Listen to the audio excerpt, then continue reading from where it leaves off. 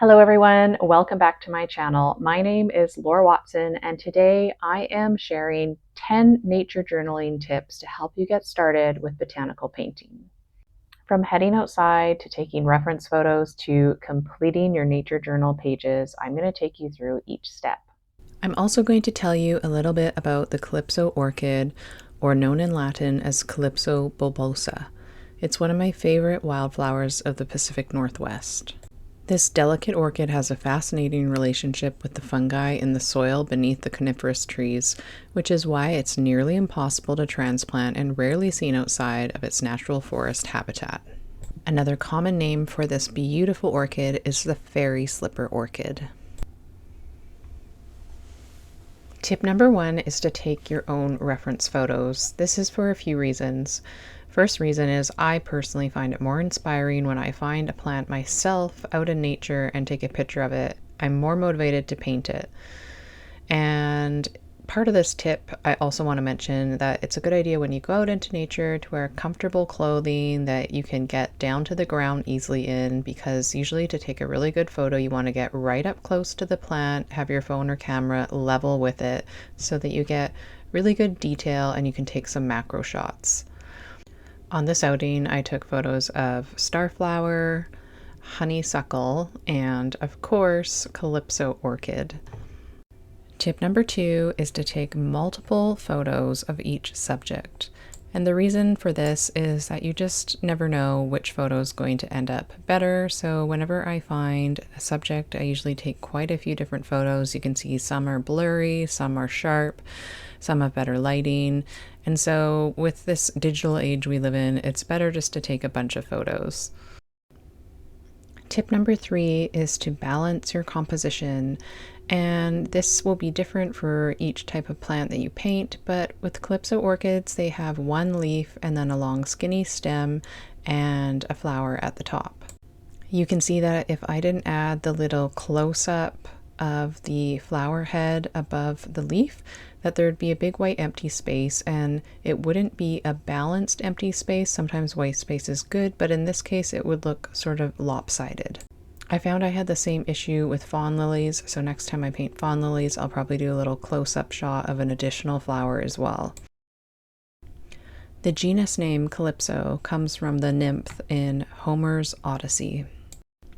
Now that I have inked my drawing, I am ready to start painting, and that brings me to my 4th tip. This tip is to not add too much paint. I look like I'm painting this entire leaf in, but I actually added paint at the beginning and then I continue to rinse my brush and blend the paint down. This gives me a little bit of a graded look, and it also makes sure that that beautiful transparent watercolor effect doesn't get lost. I then add more paint as I go, but I'm trying to make sure that I leave lots of the first layer of paint that I added showing. The 5th tip is to use ink sparingly on delicate flowers. You can see that I did the outline as well as the center vein in ink, but I did not actually add the secondary veins in ink on this leaf, and the Calypso orchid is so delicate that I didn't want to overpower this painting with the presence of a lot of ink. Instead, I add in the veins like I would with a regular pure watercolor painting. This allows me to keep that delicate, luminous look while still using ink to save time on my painting.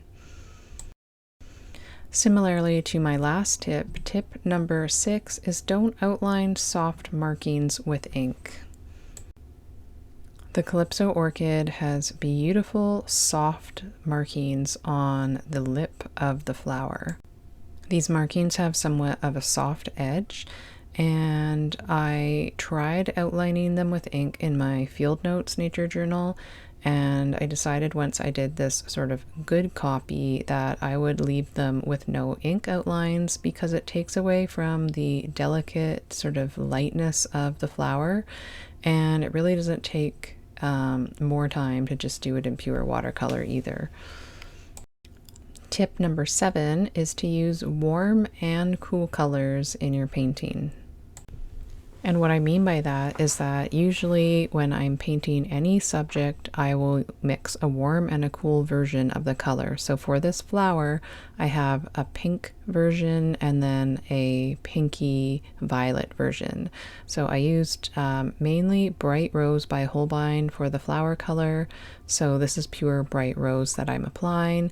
But then I also have a version of Bright Rose that has some more violet tones in it. And this allows me to give subtle shifts to my hue, and it really helps add depth and dimension to my paintings. Tip number 8 is to add extra drama at overlaps. And what I mean by this is that areas that overlap or that meet up, like the bases of these petals on the orchid, are areas where you want to add extra drama, meaning dark concentrated color. You may not see it in the reference photo, but in order to get a three-dimensional look on a 2D object, you're going to need to add extra emphasis on light and dark. Tip number 9 is to keep your paint puddles concentrated.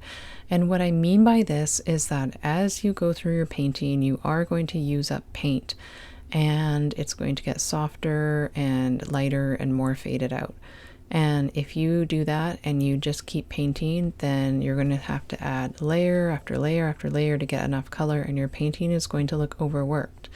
So people are often surprised when they watch an entire full-length lesson and they see, because I always show my palette when I'm painting, how many times I remix my paint puddle. But this is key. It's so simple, but it's actually so important to be able to get beautiful, vibrant, yet transparent and luminous looking botanical watercolor paintings. If you enjoy my videos, then please hit the like button on this video and subscribe to my channel. If you click the bell icon, you'll get notified every time I post a new video. If you'd like to learn more about my approach to botanical painting and nature journaling, then check out my free guide, which is 5 steps for botanical painting. It's linked in the video description below, and it's completely free, and I think it will really inspire you to get painting. In the guide, I talk about 5 key areas of botanical painting to focus on in order to improve quickly. So if you'd like to know what those 5 things that I focus on are, then download the guide today.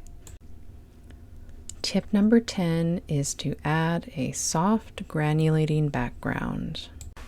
Now, I've already talked about adding backgrounds in some other recent tip videos, but what I want to get more specific about is that I like to use colors that granulate when I'm using them for a background on my botanical paintings in my nature journal. The reason for this is they add more visual interest, and if you don't know what granulating means, it's that the colors kind of separate as they dry on the paper, and this really only happens with artist quality watercolors because they are actually pigments based from minerals, and they sort of react with each other. I'm using Moon Glow by Daniel Smith, and because this is a really delicate flower, I'm using some restraint with my background, and so I'm making it quite soft and pale, and it really fades out as I go up and around a little bit of this flower here. But the way that this paint dries is really beautiful, and it basically, to me, adds texture, and it almost mimics the way light would be dappled and fall through the trees of a forest or something like that. So I usually select my color based on the environment that my plant grows in.